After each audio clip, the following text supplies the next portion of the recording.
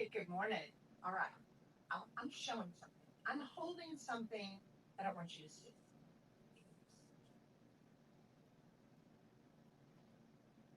This may look like an ordinary piece of trim. Do you know what this is? This is the gateway to being able to create a beautiful home, a beautiful environment, and a beautiful piece of furniture. One thing that I want to remind you of is that there are no tariffs on vintage furniture. We're going to see a resurgence of people going to thrift stores, habitat, garage sales, tag sales, estate sales, because we're going to want to find those pieces that have great utilitarian needs that we can use them in our homes, but we want to be able to create beautiful, fabulous, French looking, antique inspired finishes. So that's what I'm going to show you how to do today. So, welcome. If you've never tuned in before, my name is Amy Howard. I am the mother maker here at Amy Howard at Home, and I love creating beautiful finishes that can transform the furniture that you're going to be good in. All right, so I want to get started. As you hop on, say hey. Tell me where you're tuning in from. I love to know what neck of the country that you live in, or the world for that matter. We have a lot of people that tune in and watch us on my Finish Friday. So I want you to take advantage. Today we have a code. It's MILK 25. The product that I'm going to be showing you today in the way of milk paint, you can use that code MILK all caps 25 and get 25% off on Amy Howard Home website. All right, so I'm going to go on. I don't want to spend too much time, but I do want you to see the closeness of that. One thing I want you to see, look at this. Look at the variances of color.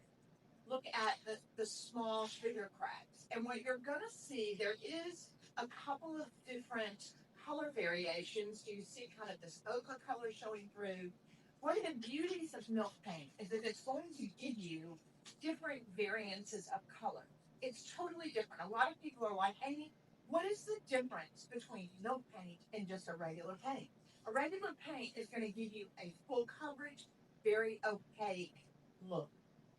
Milk paint, on the other hand, allows us to be able to get a very vintage, distressed, cracked, fabulous finish that looks like we just went to the Paris flea market. All right, so I'm going to go in and turn this down. As you pop on here saying, hey, tell me where you're tuning in from. And like always, when I do these videos that I'm teaching you, share it. Sharing is caring. Share it with someone, and your name will go in for a drawing, and we're going to be giving away product, and we'll announce the winner on Tuesday morning of next week. So I'm excited to be back. I'm ready for this fall. I am ready to hop on here and show you how to make beautiful things, how to create beautiful finishes, and to inspire you, because our homes are an extension of ourselves. And I actually went to somebody's house the other day and was trying to walk them through what it might look like to be able to create a very cottage look. I don't know. I'm curious. You'll just tell me, are you totally into a cottage feel now? It's like, what is cottage? It's all about texture. It's about it being homey. It's about it being things that are collections that we have. And to be able to find those little simple little cupboards, pieces of furniture that have some detail on them, it's going to be so fun and so easy to be able to execute the finish that I'm going to show you today. All right, so without further ado, let's go on. I'm going to turn down my camera, but continue to say hey as you pop on. I'm going to go in and turn this down because I want you to be able to see how to create this amazing finish. Look at this. It's absolutely divine. There's a lot going on here too. And it's funny, when I had created this finish, I told Jean, I sent him a picture and he goes, I would buy every piece of furniture that this finish was on. And so we've got several things going on with it. One, look at the depth. Look at the depth of the color. It looks like we've got two and three different colors of blue, doesn't it? What's the other thing going on with it? You're seeing some distressing. You're seeing where some paint has popped off. And you can see that gesso, which you would normally see on an antique, popping through. You've got variants of color, you've got depth, you've got texture, you've got, look at that, all these different looks going on, which adds to the depth that you're going to have on a beautiful finish. like this Madeline. That's what I'm calling this. All right, so the other thing that you'll notice, you're going to see a little bit of ochre. You'll also see just a tiny little hint, look at that, of gold. When you're applying gold, it's not about having a whole lot on here. It's about giving us the idea that it was there at an earlier date.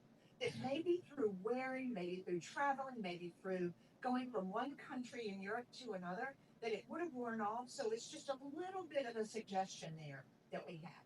All right, so now if you're starting on an existing piece of furniture that you've had, and you want to be able to do this finish on it. Let's say you bought a piece that was a Henry Don or a Thomas Dill or one of those pieces. You're going to want to start with having the milk paint with a binder. So the first coat that we're going to go through, now I will tell you, I put together a guide and I have written out step by step all of the process that I am teaching you today in this guide. And yes, it's great to refer back to the video of teaching you how to do it, but the other thing is always good to see it in writing where it's step by step. So the first thing we're going to do, if you're working on an existing piece of furniture, you want to be able to go on and add the milk paint binder. What does that do?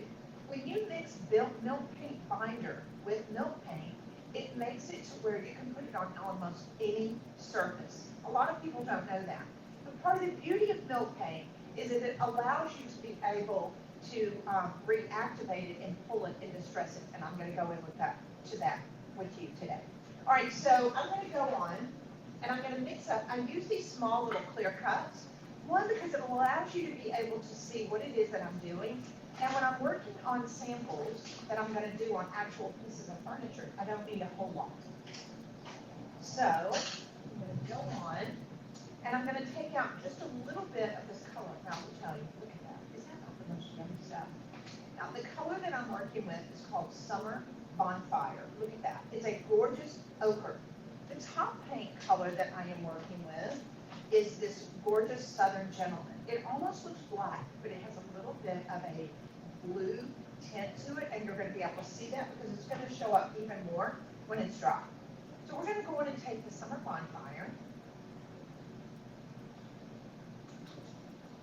If you're not familiar to milk paint, welcome. It's going to rock your world. If you want to be able to get gorgeous Parisian antique looking finishes like this, the only way you're going to be able to get them is through the processes that I have developed.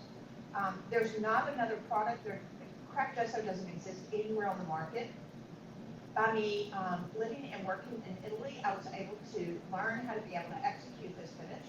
And it truly is timeless. It allows you to be able to recreate this on pieces of furniture that you find, thrift, and restore. And people are going to be going, where did you get that fabulous antique? And you can say, it's not, I painted it.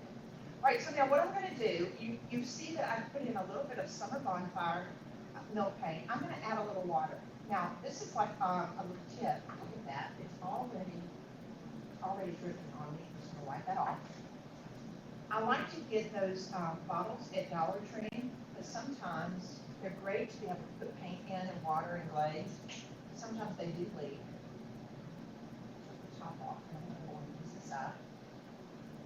Guys, in the questions, if you will just go in and ask a question at any point during this video when I am teaching you how to create this finish, just type in a question and I will go back later on social media and look and make sure that we can answer those questions for you. All right, so now, if I am working on a piece that I have lightly sanded, or if it's raw, or if whatever finish that I'm wanting to work on, I can use it directly like this and not add the binder. If I want to be able to work on an existing piece, I'm going to mix up my paint like this first, then I'm going to add the binder. So I'm going to come back with the milk paint binder. Again, what's the point of this? This will literally make the base coat, and do not put the binder in the top coat color that we're doing. This is just to make our base coat color adhere to the furniture that we're painting. So I'm going to go on and I'm going to do 1 part binder and 1 part milk paint. And I'm going to stir this up. And basically what this does is it just makes it to where it will adhere to a piece of furniture that already has varnish on it. So I would clean it with my clean slate. I always do that on any project that I'm working on. I would clean it with clean slate, and then get any wax residue, and then add your binder to your milk paint, and then you're ready to go. So we're just gonna base coat our piece. Now, of course, my trim is raw, but I could totally be doing this on a pre-finished piece. And I'm just gonna give one good coat of Summer Bonfire. I'm not gonna spend the time painting this, because I think you'll get the gist, but I just want you to see. So that's the color, and when it dries down, it looks like this.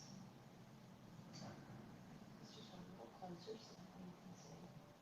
So, once it's dry, and I will tell you, when you add the binder to your milk paint, it's gonna make it take a little bit longer to dry, but I always keep a hairdryer next to me. And a lot of you may be like, well, Amy, why do you work on these trim samples? One, it allows me to be able to come up with my finish. It allows me to be able to see the color variations and what it is that I really love. And I usually document every step. That's why I created the guide for you. And I will document each step along the way. I'll write it on the back sometimes on the trim. Then that way, when I go to execute it on my piece of furniture, I'm happy. I know how it's going to turn out. So the first coat that I did was Summer Bonfire milk paint. Second coat. Now, a lot of you are like, oh, Amy, I know all this.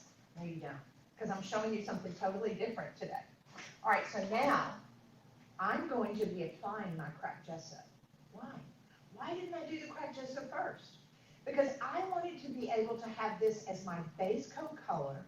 I have bound it to my piece of furniture. Now I'm going to lay in my cracked gesso. And what does a cracked gesso do? It does two things. It goes along with just what the word is, cracked gesso. It's a gesso. It's priming my surface, but it's also going to give me this glorious crack. Guys, there's not another product like this on the market, period. I am the only person that has developed this to be able to make milk paint crack. And I don't want a crazy crack. I don't want an alligator crack from the 90s. I want a beautiful fissure crack that looks like it's been on a piece of furniture for hundreds of years. I want to get this close again because each step along the way I want you to see.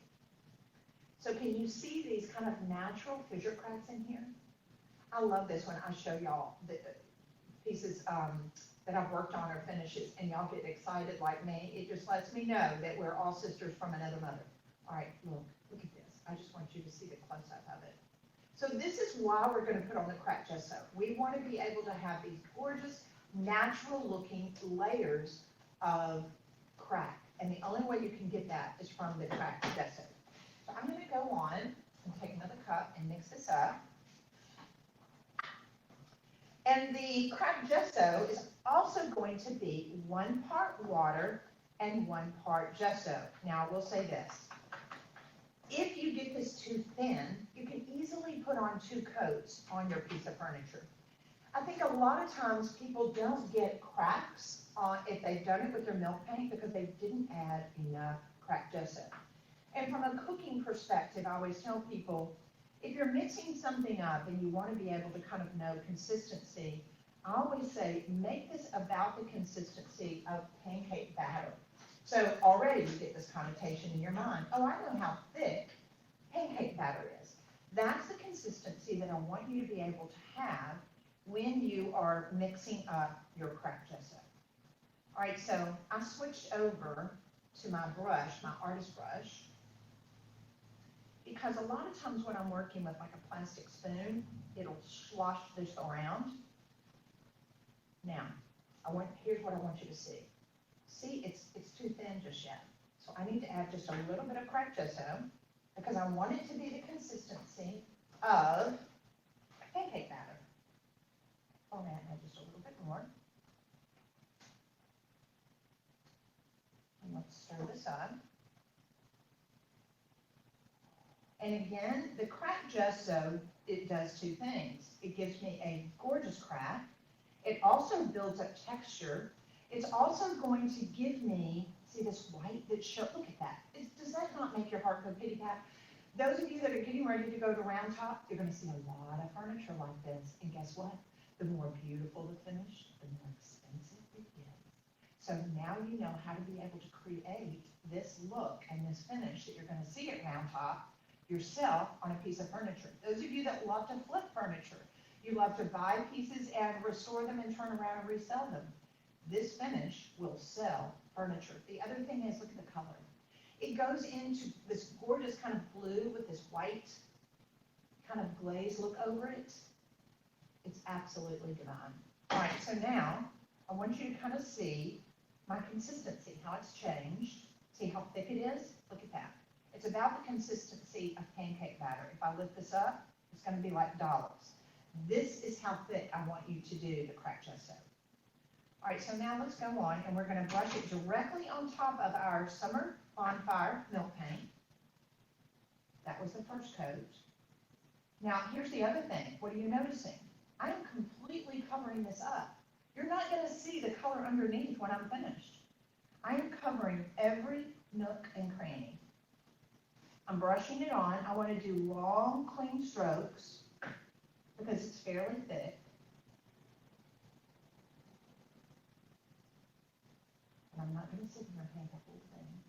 Don't get the gist. And again, I'm going to be sharing that I have a guide that you can ask for, that I have written down all the processes that I did in developing this finish. So you're going to continue painting your piece. Now I will tell you what I would do. I would work on a drawer at a time. I'd work on the top. I would work on the side. You want to segment out when you're painting a piece of furniture and do it in segments. It's going to make it to where you won't get overwhelmed and you can enjoy the process. All right, so now it's going to take it. I have gone on and I painted one before we went live. So let's go again with our steps. The first coat, we did Summer Bonfire. If you're painting over an existing piece of furniture, just add your milk paint binder so it will bind to your piece. Then when you get it, when it's dry, it's going to look just like this. It's that dead flat matte finish. Then we come on top of it, number two, we come on top of it with a complete coat, nice and thick, about the consistency of pancake batter, and we brush completely over the summer Bonfire color. Now, one thing that you're going to notice when you touch it, it is going to be kind of bumpy. It's already kind of got a tactile texture to it. So if you want, you can come back with some sandpaper. This is 400. Not to sand it down, not about finishing it, but just to kind of knock it off. That's it. This isn't about a major sanding. It's not about that at all. I'm just wanting to be able to get it to where I've got any large rough spots on my piece. All right, so now let's guess. What do you think would come next? We did our Bonfire first. We did our cracked gesso. Now we're going to come back and add our color. What color are we working with? Southern Gentleman. I love this color. It's definitely one of my favorites. It has a lot of black in it, but it is one of the prettiest blues you will ever see. And I love it with Summer Bonfire. All right, so just a little bit of that out. Look at that. I'm going to hold this up so you can see it. You see one?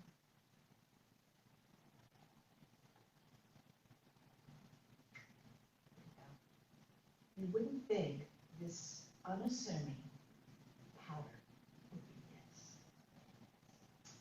All right, so now I'm going to go in and add a little bit of water. And when you're mixing the milk paint, it's 1 to 1.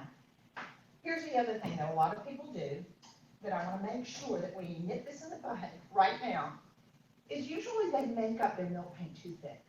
They'll go, I didn't get a crack, and it wasn't beautiful and textured and chippy and cracky like Amy's is. A lot of times, guys, that's because you made the milk paint too thick.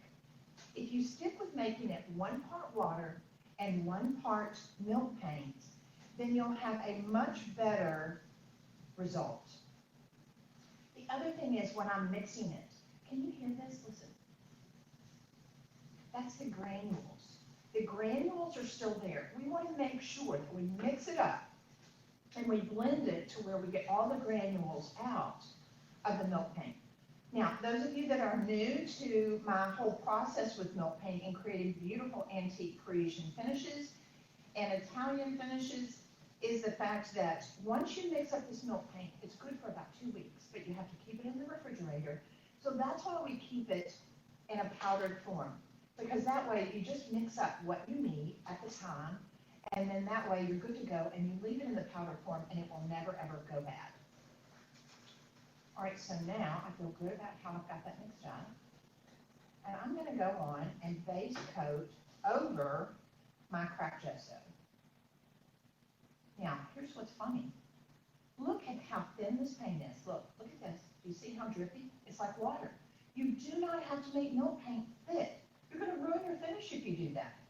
Because what's crazy is that it is this water consistency, and that takes a lot of people time to get used to that because they're thinking, I'm going to make a really thick paint. If you make the milk paint too thick, it's not going to crack. You're not going to see the fissures. You want to do it one-to-one. And the coverage is pretty amazing. The other thing that I want you to remember, when you're working on a piece of furniture, when you're doing a milk paint finish like this, you're going to need to work on it laying down. So I'll take a drawer out of a piece of furniture and I'm going to lay it down so I can work on it. You really can't do milk paint finishes like this successfully on a vertical surface. You've got to lay it down. Why? Because see how drippy it is? All right, so now I'm going to go ahead and put it on the sides. I don't want to ignore those. Believe it or not, creating samples of finishes can be very satisfying. I have them all behind me in my bookshelves. It acts as a form of inspiration for me in my studio. And then on the back of them, I would really love for you to just write out the process that you did. Write out the steps. All right, so now let's hit this with a hairdryer.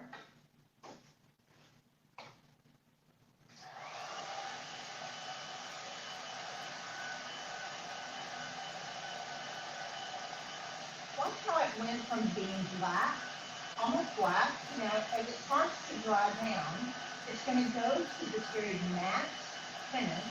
It's gone lighter. It goes into that really pretty blue. Oh, absolutely divine. It's so funny. People are like, what product do you like the best? You never have to guess with me. This is it. Only because I think of my background with art history and antiques. Now, I want to just hold this up. Can you just see this? All we did was we did the summer bonfire, we did our cracked gesso, and then I put Southern Gentleman milk paint on top of the cracked gesso. Look at it already. Do you see the variances of color? Do you see the texture? Isn't that just yummy? All right, the best is yet to come. All right, so now we're going to go on. My secret change has not happened yet. So now I'm going to go on and I'm going to use our antiquing glaze. I'm going to go in and put it in a container. I'm going to put it in a container. Shake it up.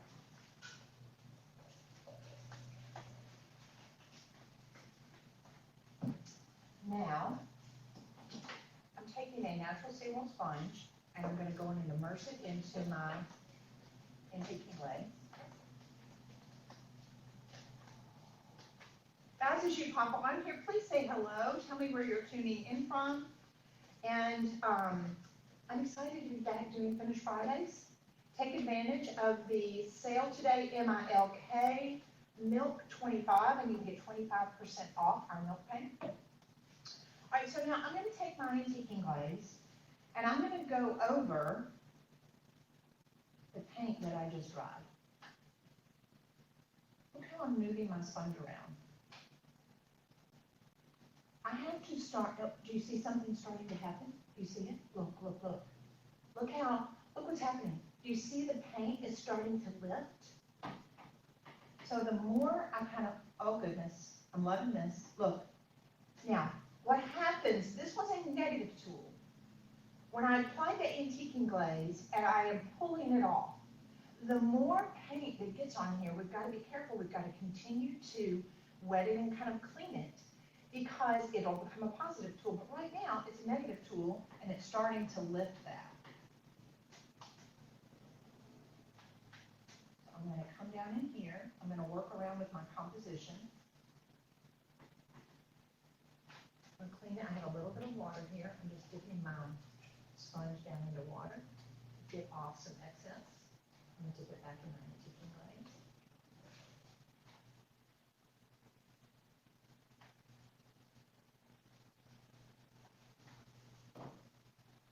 Again, if I was doing a piece of furniture, I would be laying it down horizontally. Now here's a nice little surprise. Look what's happening. Look on the side. Can you see how the summer bonfire, that ochre, that really pretty ochre is starting to peek through? This is how you get really authentic looking pieces of furniture. And the beauty of the milk paint is it allows us to be able to come back and pull that paint away. So we've got depth. It looks like it's been worn over a period of time. It's definitely not a look that you can get by just grabbing some sandpaper and going over it. It doesn't work. Now I'm getting down in these crevices because I'm wanting to get some of that out. So I'm going to come back with a rag. Hang with me. We're getting ready to get down on the finish line here. Now here's something else that I want you to know. If you have an area that you take off too much, when you're in the antiquing process and you're like, I didn't mean to take off that much, you know what you can do? You take your most available tool, your finger, and I'll dip it in my milk paint like this. I'll always keep a little bit of the milk paint left up that I did. And I'll come back and I'll literally just tap it like this. Don't use a brush. I will always use my fingers if I feel like I took off too much. And now I want to show you what it looks like. Let's try it.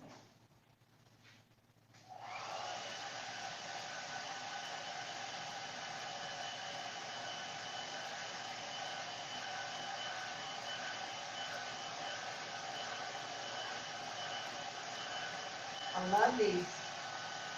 I love how I can see where that summer bonfire is. I'm going to hold this up in just a minute.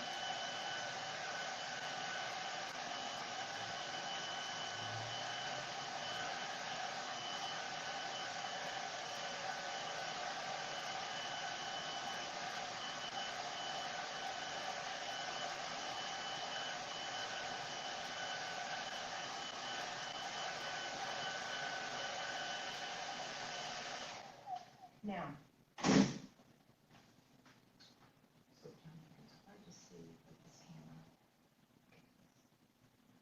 see, this is the part where I came in with my finger. When you get finished with it, believe it or not, it can be one of those telltale things that you're like, from people that are looking at it that are more novices and they have not watched me show you how to do this, they're going, well, that has to be real easy. There's no way you could have gotten that look any other way. So it's not about it being all the same. Look how you've got a composition here. Look how I've got some cracking down in here. Look how there's more white showing on the top. And this is a really good lesson.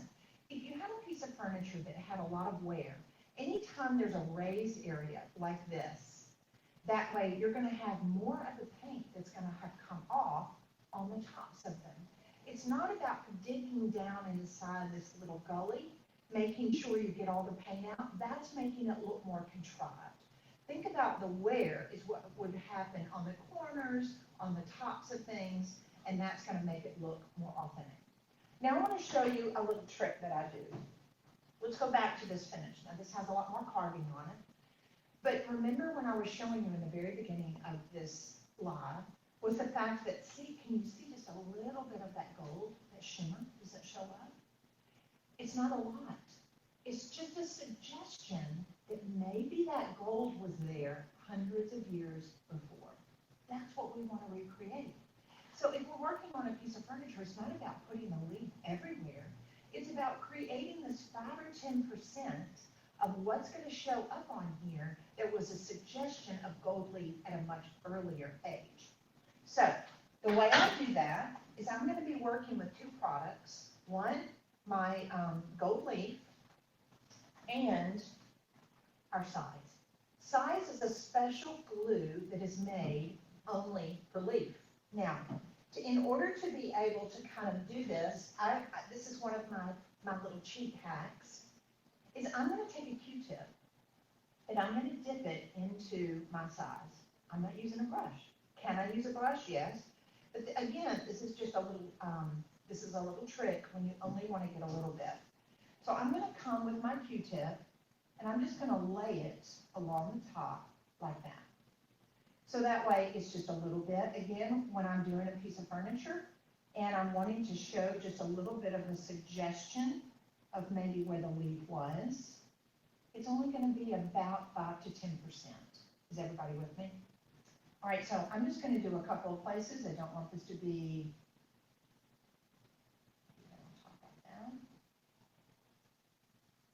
Guys, as you pop on here, please say hi. Tell me where you're tuning in from.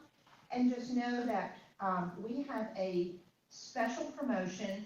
You can type in MILK 25, all caps, MILK 25, and you can get the milk paint 25% off today through the weekend. All right, so now I've got that here, and I'm going to fan this just a little bit. If you've worked with size in the past, you've got to make sure that it comes to tack. So we just use our little hand hair dryer here by just fanning it. Because what you don't want to do is you don't want to gild this. You don't want to lay your leaf down until this has come to tack. If you are touching this and it's still greasy, if it's still kind of moving around and it feels wet, your leaf will not dry. So I want to make sure we get to what we call tack. So when I touch it with my ring finger, it will literally pull the skin on my finger. All right, feels good. I'm testing it here, testing it here. I fan just a little bit more. The other thing that you'll notice when you lay your size down, some people may go, Amy, why didn't you do the bull underneath it? Because I could. Bull is a red color that goes underneath the gilt. And I'll show you. This is not a gilding lesson today, but I will just show you. This is an 18th century finial. You'll see the gesso on here. You'll see the bull. And then you see the gold that's been placed on top of it. So when I talk about bull, that's what that is. But part of what I'm wanting to do with this particular finish, the Madeline finish that I'm showing you today, it's about it being very, very cracky and this whitish color over this blue. All right, we're on the home stretch. So now let's go on and we're going to lay our leaf down. The leaf comes in a book of 25 and it has individual tissues in between them. And since this is a messy gilding, I'm not as concerned about it being a pristine job, so I'm just going to lay this down, pull the tissue out,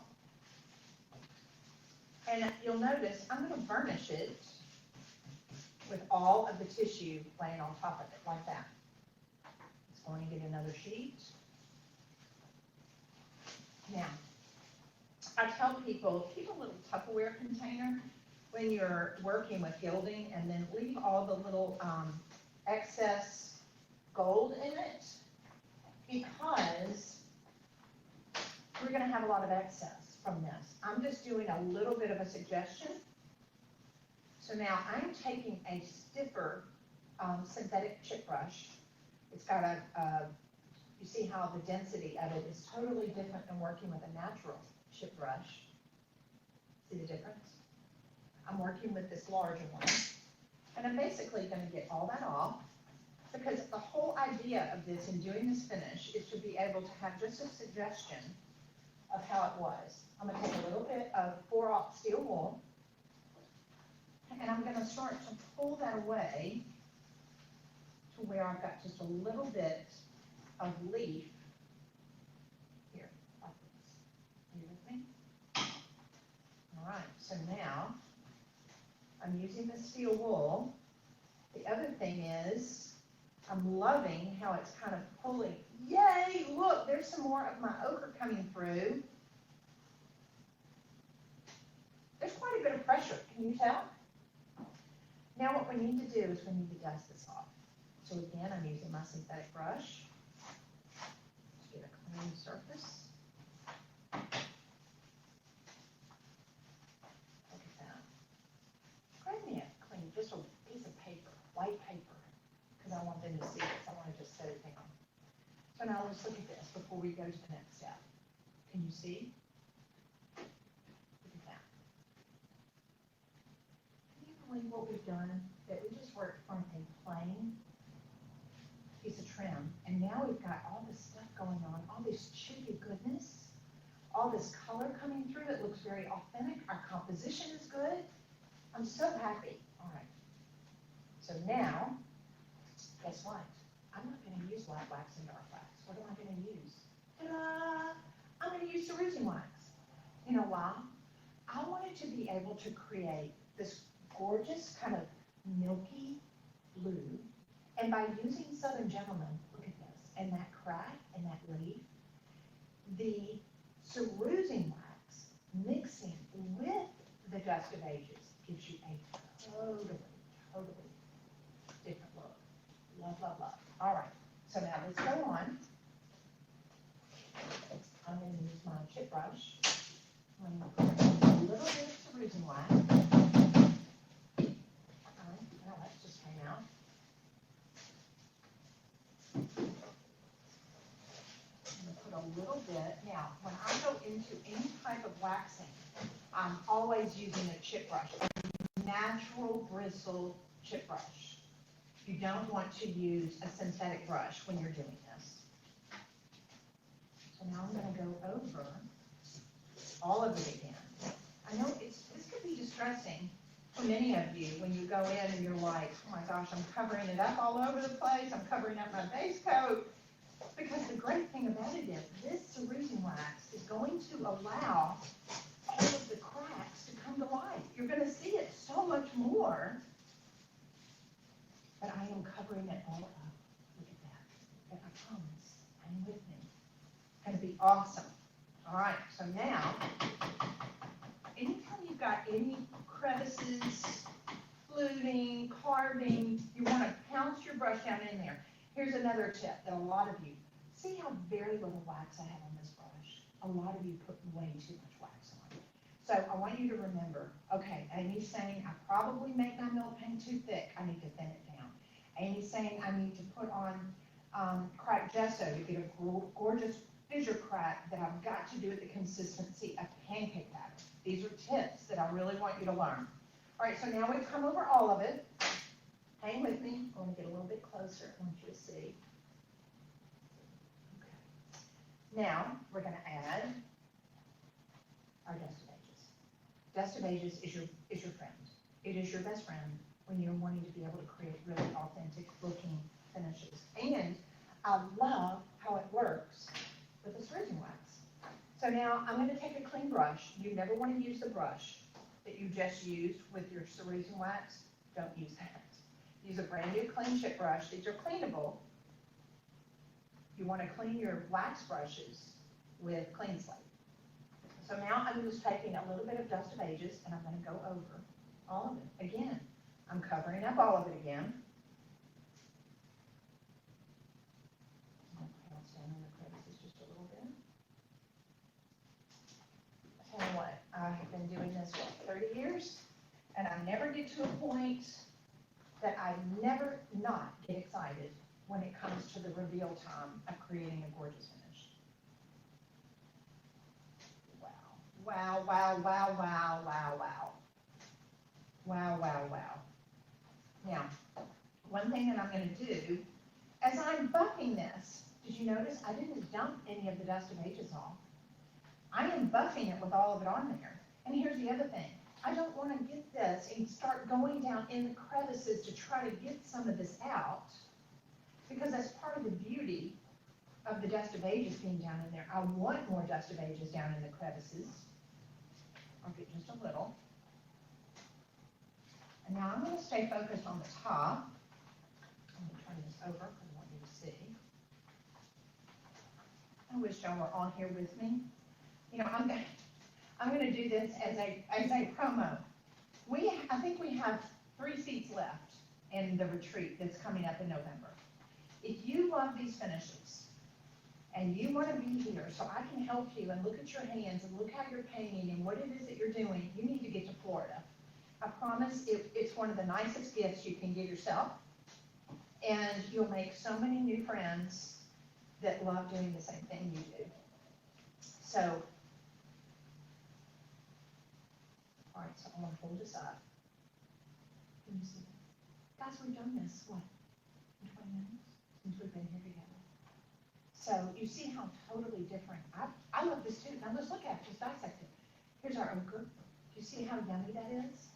How it's just a little suggestion of what it was. That maybe that was the first painting that was done. Look at the cracking. Can you see all that glorious tiny cracking? Look at the chipping. See the chipping? That's our cracked gesso coming through. Is this not? I didn't have it worked on the side yet.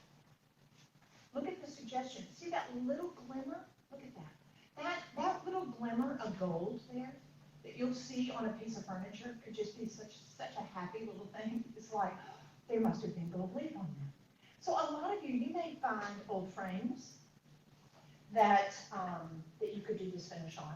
Now I will tell you, look at the difference. I did a lot more cerusing wax to be able to get down in here, to be able to make it to where I had that kind of white ceruse look on top of that blue. Love, love, love. So hopefully, can't see your comments, but you get it? You get it? Isn't it great? So take advantage of MILK, all caps 25. You can get the milk paint 25% off today. And I'll have them put a link in for the retreat too, because you want to be one of the lucky people to get the last 3 spots that November retreat. And we're going to be doing a lot of really fabulous Italian and French Renaissance finishes that I've never taught before. I can't wait to show you. So hopefully enjoy this. Share this video. Tag some good friends and say, okay, girl, we need to do this on our furniture. And then that way your name will go in for a drawing. We'll be announcing that on Tuesday. And I can't wait to see what you guys do. Have a great day.